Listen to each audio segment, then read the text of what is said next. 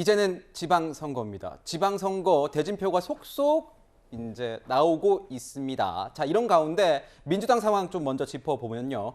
민주당에서 이 서울시장 후보를 누구를 내세울 것이냐, 그 후보들 누구 경선 붙일 것이냐 굉장히 많았습니다. 말이 많았는데 이 박영선 전 장관을 서울 이 시장 후보 경선에 좀 나왔으면 좋겠다 요청을 한 바 있는데 박 전 장관 같은 경우에 출마를 고사를 했습니다. 편찮은 어머니 곁을 지키겠다 이렇게 고사를 한 건데 어떻게 보십니까? 이런 논란들이요. 다른 후보들 뭐 송영길 후보나 김진애 후보나 박주민 후보들 같은 경우에는 우리도 있는데 왜 박영선 전 장관을 불러들이려고 하느냐? 너무한 것 아니냐? 이런 얘기도 나왔습니다. 어떻게 보세요? 일단 뭐 경선 과정이니까요. 서로 간에 이제 경쟁 의식들이 있으니까 그런 말씀들이 나오는 거지만 결과적으로 봤을 때는 저는 얼마 전까지만 해도 민주당 서울시장 경선이라든지 서울시장 후보에 대해서 사실 국민 여러분들이 관심이 별로 없으셨었거든요. 네.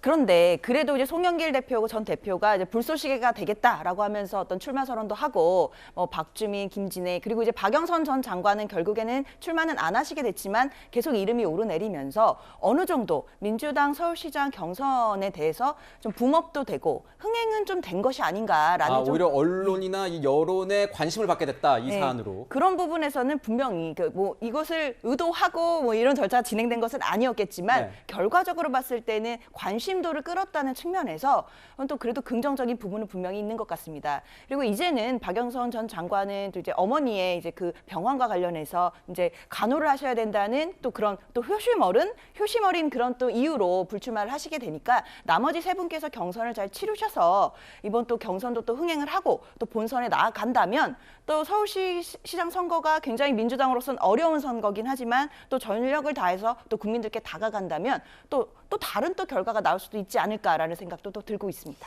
네. 저는 좀 동의하기가 어려운 것이요. 그러니까 이 보이지 않는 손이 지금 작용을 하고 있는 게 아닌가 이런 생각이 듭니다. 왜냐하면 더불어민주당은 아직까지도 지금 집권 여당입니다. 집권 여당으로서 국민들에게 큰 사랑도 받고 기대도 받고 있는 정당인데 서울시장 공천과 관련해서는 전략 공천을 하겠다라면서 이 두 명의 후보를 컷오프를 시켰거든요. 네. 그런데 그것이 며칠 지나서 특별한 이유도 없이 갑자기 그것이 살아나고 또 이제 100% 국민 경선으로 바뀌었는데 이렇게 중요한 선거의 공천 과정이 이렇게 좀 불투명하게 진행되는 것을 네. 과연 옳은 것이냐. 이것에 대해서 많은 국민들이 좀 의아하게 생각하고 있는 것 같고요. 이 보이지 않는 손이 당을 장악하려고 하는 움직임이 있는 거 아니냐. 이 의구심을 이번 지방선거 공천을 통해서 해소하지 않으면 지방선거 결과에도 상당히 좀 악영향을 끼칠 수밖에 없지 않나 하는 생각이 듭니다. 보이지 않아서 보이지 않겠지만 굉장히 궁금하네요. 그러니까 이제 뭐 고공 플레이를 하겠죠. 뭐 전화를 한다거나. 그렇겠죠. 네. 자, 그리고 이제 경기도 사수도 민주당에서는 굉장히 중요한 부분일 텐데요. 지금 무엇보다도 결선 투표가 변수가 되는 거죠, 변호사님?